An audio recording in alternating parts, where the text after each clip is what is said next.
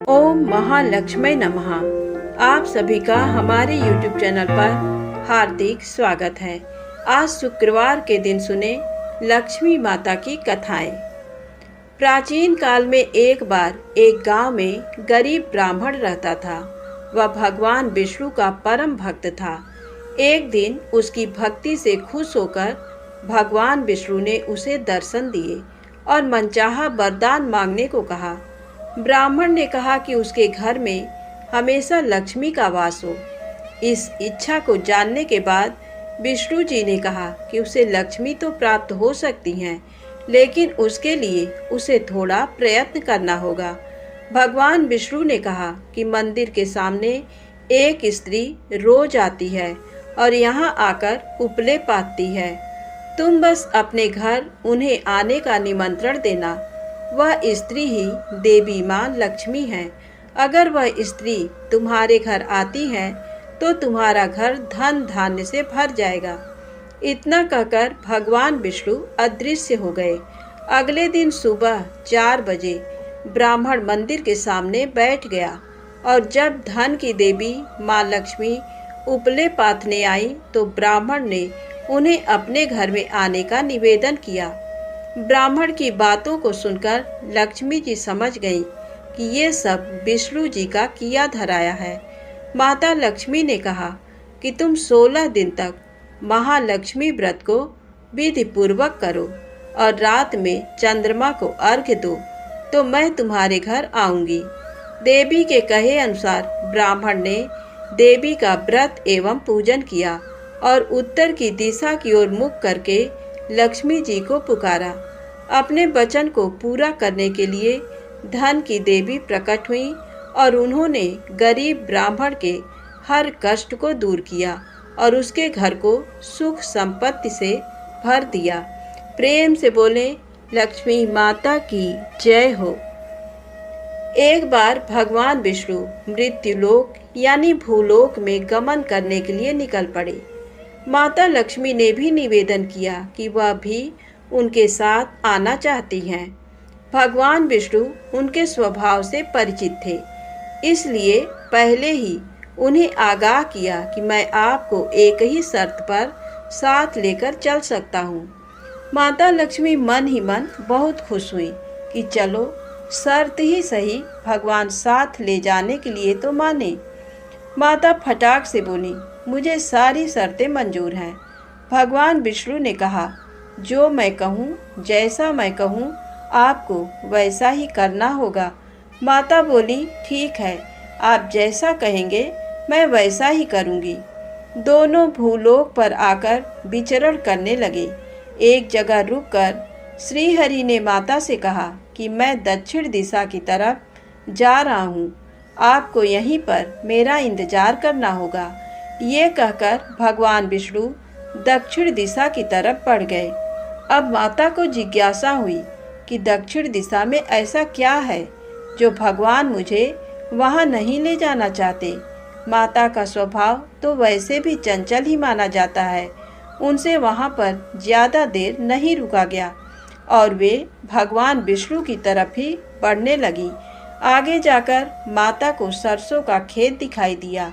उसकी सुंदरता ने माता का मन मोह लिया। वे फूलों को तोड़कर अपना श्रृंगार करने लगी। इसके बाद वे कुछ ही दूर आगे बढ़ी थी कि गन्ने के खेत उन्हें दिखाई दिए। उन्हें गन्ना चूसने की इच्छा हुई तो गन्ने तोड़कर उन्हें चूसने लगी कि भगवान विष्णु वापस आ गए। सरसों के फूलों से सजी माता लक्ष्मी को गन्ना चूसते हुए देखकर भगवान विष्णु उन पर क्रोधित हो गए। भगवान ने कहा कि आपने शर्त का उल्लंघन किया है। मैंने आपको वहां रुकने के लिए कहा था, लेकिन आप नहीं रुकी और यहाँ किसान के खेतों से फूल व गन्ने तोड़कर आपने अपराध किया है। इसकी आपको सजा मिलेगी। भगवान विष्णु ने माता लक्ष्मी को 12 वर्ष तक किसान की सेवा करने का शाप दे दिया और स्वयं क्षीर सागर गमन कर गए। अब विवश माता लक्ष्मी को किसान के घर रहना पड़ा। एक दिन माता लक्ष्मी ने किसान की पत्नी को देवी लक्ष्मी की प्रतिमा की पूजा करने को कहा और बोला कि इससे तुम जो भी मांगोगी तुम्हें मिलेगा। किसान की पत्नी ने वैसा ही किया। कुछ ही दिनों में उनका घर धन धान्य से पूर्ण हो गया। हंसी खुशी समृद्धि में 12 साल का समय बीत गया। जब भगवान विष्णु माता लक्ष्मी को लेने के लिए आए तो किसान ने माता को न जाने देने का हठ किया। इस पर माता लक्ष्मी ने कहा कि कार्तिक कृष्ण पक्ष की 13 के दिन यदि वह विधि पूर्वक मेरी पूजा करे तो वह उसके घर से कभी नहीं जाएंगी, लेकिन वह इस दौरान उन्हें दिखाई नहीं देंगी। वह एक कलश की स्थापना करे और उसमें कुछ धन रखे, यानी धन ही लक्ष्मी का रूप होगा। इस प्रकार 13 के दिन किसान ने माता के बताए अनुसार ही पूजा कर कलश स्थापना की और किसान का घर धन धान्य से पूर्ण रहने लगा। तब से लेकर आज तक धनतेरस पर माता लक्ष्मी की पूजा करने की परंपरा भी चली आ रही है। प्रेम से बोलें लक्ष्मी माता की जय हो। एक बार की बात है, राजा बलि समय बिताने के लिए एकांत स्थान पर गधे के रूप में छिपे हुए थे। देवराज इंद्र उनसे मिलने के लिए उन्हें ढूंढ रहे थे। एक दिन इंद्र ने उन्हें खोज निकाला और उनके छिपने का कारण जानकर उन्हें काल का महत्व बताया, साथ ही उन्हें तत्व ज्ञान का बोध कराया। तभी राजा बलि के शरीर से एक दिव्य रूपात्मा स्त्री निकली। उसे देखकर इंद्र ने पूछा, दैत्यराज, ये स्त्री कौन है? देवी, मानुषी अथवा आसुरी शक्ति में से कौन सी शक्ति है? राजा बलि बोले, देवराज, ये देवी तीनों शक्तियों में से कोई नहीं है, आप स्वयं पूछ लें। इंद्र के पूछने पर वे शक्ति बोली, देवेंद्र, मुझे ना तो दैत्यराज बलि जानते हैं और ना ही तुम या कोई अन्य देवगण। पृथ्वी लोक पर लोग मुझे अनेक नामों से पुकारते हैं, जैसे श्री, लक्ष्मी आदि। इंद्र बोले, देवी, आप इतने समय से राजा बलि के पास हैं, लेकिन ऐसा क्या कारण है कि आप इन्हें छोड़कर मेरी ओर आ रही हैं? लक्ष्मी जी बोली, देवेंद्र, मुझे मेरे स्थान से कोई भी हटा या डिगा नहीं सकता। मैं सभी के पास काल के अनुसार आती जाती रहती हूँ। जैसा काल का प्रभाव होता है, मैं उतने ही समय तक उसके पास रहती हूँ। अर्थात मैं समयानुसार एक को छोड़कर दूसरे के पास निवास करती हूँ। इंद्र बोले, देवी, आप असुरों के यहाँ निवास क्यों नहीं करती? लक्ष्मी जी बोली, देवेंद्र, मेरा निवास वहीं होता है जहाँ सत्य हो, धर्म के अनुसार कार्य होते हों, व्रत और दान देने के कार्य होते हों। लेकिन असुर भ्रष्ट हो रहे हैं। ये पहले इंद्रियों को बस में कर सकते थे, सत्यवादी थे, ब्राह्मणों की रक्षा करते थे, पर अब इनके ये गुण नष्ट होते जा रहे हैं। ये तप उपवास नहीं करते, यज्ञ हवन दान आदि से इनका कोई संबंध शेष नहीं है। पहले ये रोगी स्त्रियों, वृद्धों, दुर्बलों की रक्षा करते थे, गुरुजन का आदर करते थे, लोगों को क्षमादान देते थे। लेकिन अब अहंकार, मोह, लोभ, क्रोध, आलस्य, अविवेक, काम आदि ने इनके शरीर में जगह बना ली है। ये लोग पशु तो पाल लेते हैं, लेकिन उन्हें चारा नहीं खिलाते, उनका पूरा दूध निकाल लेते हैं और पशुओं के बच्चे भूख से चित्कारते हुए मर जाते हैं। ये अपने बच्चों का लालन पालन करना भूलते जा रहे हैं। इनमें आपसी भाईचारा समाप्त हो गया है। लूट खसोट, हत्या, व्यभिचार, कलह, स्त्रियों की पतिव्रता नष्ट करना ही इनका धर्म हो गया है। सूर्योदय के बाद तक सोने के कारण स्नान ध्यान से ये विमुख होते जा रहे हैं। इसलिए मेरा मन इनसे उचट गया। देवताओं का मन अब धर्म में आसक्त हो रहा है, इसलिए अब मैं इन्हें छोड़कर देवताओं के पास निवास करूंगी। मेरे साथ श्रद्धा, आशा, क्षमा, जया, शांति, संतति, धृति और विजति, ये 8 देवियां भी निवास करेंगी। देवेंद्र, अब आपको ज्ञात हो गया होगा कि मैंने इन्हें क्यों छोड़ा है। साथ ही आपको इनके अवगुणों का भी ज्ञान हो गया होगा। तब इंद्र ने लक्ष्मी जी को प्रणाम किया और उन्हें आदर सहित स्वर्ग ले गए। प्रेम से बोले, लक्ष्मी माता की जय हो। भगवान विष्णु के सच्चे भक्त की कहानी। एक बार एक सीधा साधा अनपढ़ गंवार किसान था। वह एक संत जी के पास गया और कहने लगा कि मुझे ईश्वर का ऐसा नाम बता दो जिसे मैं सारा दिन जपता रहूं और अपना काम भी करता रहूं, मेरा परलोक भी सुधर जाए। संत ने कहा, ठीक है, तुम अघमोचन अघमोचन नाम दिन रात जाप किया करो। सीधा सादा किसान रास्ते में जाते जाते अघमोचन अघमोचन नाम रटते हुए जा रहा था, लेकिन कुछ देर बाद भूल गया और घमोचन घमोचन नाम रटने लगा। अब दिन रात वह घमोचन घमोचन रटता रहता।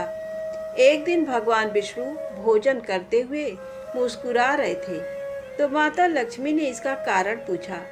भगवान विष्णु कहने लगे कि लक्ष्मी, मेरा एक भक्त ऐसा नाम रट रहा है जिसका शास्त्रों में कोई वर्णन ही नहीं है, लेकिन नाम चाहे वह गलत ही ले रहा हो, लेकिन उसका मन मेरी ओर ही लगा हुआ है।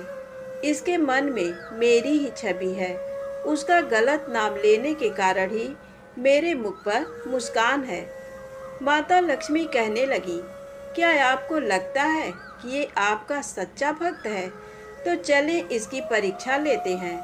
विष्णु जी कहने लगे कि लक्ष्मी, अगर तुम्हारी ऐसी इच्छा है तो चलो धरती पर चलते हैं। दोनों ने साधारण से स्त्री पुरुष का रूप धारण कर लिया और किसान के खेत के पास पहुंच गए। भगवान विष्णु कहने लगे, लक्ष्मी, परीक्षा तुमने लेनी है, इसलिए तुम किसान के पास जाओ। किसान के खेत के पास कुछ गड्ढे बने हुए थे, तो विष्णु जी कहने लगे कि मैं उसमें जाकर छिप जाता हूँ, तुम जाकर उस किसान की परीक्षा ले लो।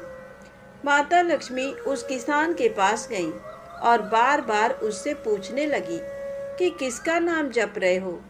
किसान था तो थोड़ा मुंहफट, लेकिन फिर भी चुप रहा कि मेरे ध्यान में किसी प्रकार का कोई विघ्न ना पड़ जाए। वह घमोचन घमोचन नाम रटता रहा। लक्ष्मी जी ने पूछना बंद नहीं किया, पूछती रही, किसका नाम जप रहे हो? किसान खींचकर कहने लगा, तेरे भरतार का नाम जप रहा हूँ। लक्ष्मी जी सोचती हैं, शायद किसान मुझे पहचान लिया है। लक्ष्मी जी फिर से पूछती हैं, अगर मेरे भरतार का नाम जप रहे हो तो कहाँ है मेरा भरतार? किसान और गुस्से से बोला, यहीं होगा, किसी गड्ढे में, जाओ ढूंढ लो। महालक्ष्मी ने विष्णु भगवान को पुकारा कि प्रभु, बाहर आ जाओ, ये तो सचमुच आपका सच्चा भक्त है। इसने तो मुझे भी पहचान लिया और आपके बारे में भी सब कुछ जानता है। भगवान विष्णु और माता लक्ष्मी ने उसे साक्षात अपने दिव्य रूप के दर्शन दिए। कहने का भाव ये है कि भगवान तो भाव के भूखे हैं। निश्चल भाव और सच्चे मन से भगवान को जपते हैं तो वो ऐसे भक्तों से जल्द प्रसन्न हो जाते हैं। प्रेम से बोले, विष्णु भगवान की जय हो, लक्ष्मी मैया की जय हो। एक बूढ़ा ब्राह्मण था। वह हर रोज पीपल को जल से सींचता था। पीपल में से रोज एक लड़की निकलती और कहती, पिताजी, मैं आपके साथ जाऊंगी। ये सुनते सुनते बूढ़ा दिन ब दिन कमजोर होने लगा। तो एक दिन बुढ़िया ने पूछा कि क्या बात है। बूढ़ा बोला कि पीपल से एक लड़की निकलती है और कहती है कि वह भी मेरे साथ चलेगी। बुढ़िया बोली कि कल ले आना उस लड़की को। जहाँ 6 लड़कियाँ पहले से ही हमारे घर में हैं, वहाँ 7वीं लड़की और सही। अगले दिन बूढ़ा उस लड़की को घर ले आया। घर लाने के बाद बूढ़ा आटा मांगने गया तो उसे पहले दिनों की अपेक्षा आज ज़्यादा आटा मिला था। जब बुढ़िया वह आटा छानने लगी तो लड़की ने कहा कि लाओ माँ, मैं छान देती हूँ। जब वह आटा छानने बैठी तो परात भर गई। उसके बाद माँ खाना बनाने जाने लगी तो लड़की बोली कि आज रसोई में मैं जाऊंगी। तो बुढ़िया बोली कि ना बेटी, तेरे हाथ जल जाएंगे। लेकिन लड़की नहीं मानी और वह रसोई में खाना बनाने गई तो उसने तरह तरह के 36 व्यंजन बना डाले और आज सभी ने भर पेट खाना खाया।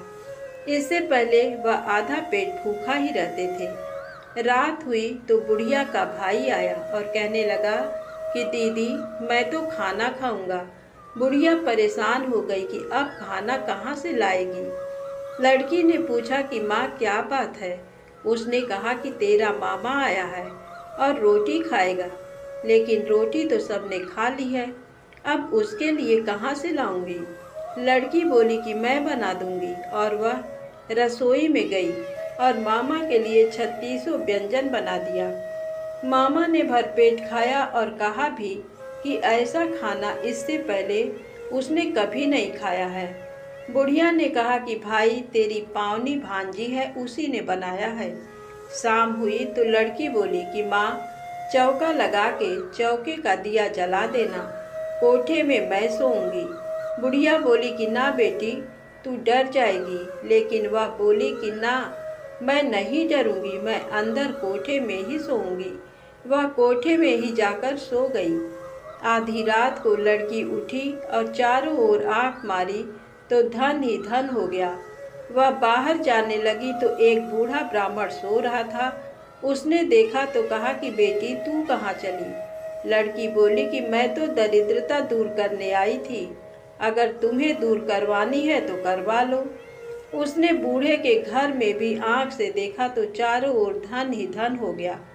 सुबह सवेरे सब उठे तो लड़की को न पाकर उसे ढूंढने लगे कि पावनी बेटी कहाँ चली गई। बूढ़ा ब्राह्मण बोला कि वह तो लक्ष्मी माता थी, जो तुम्हारे साथ मेरी दरिद्रता भी दूर कर गई। हे लक्ष्मी माता, जैसे आपने उनकी दरिद्रता दूर की, वैसे ही सबकी करना। प्रेम से बोलें लक्ष्मी माता की जय हो।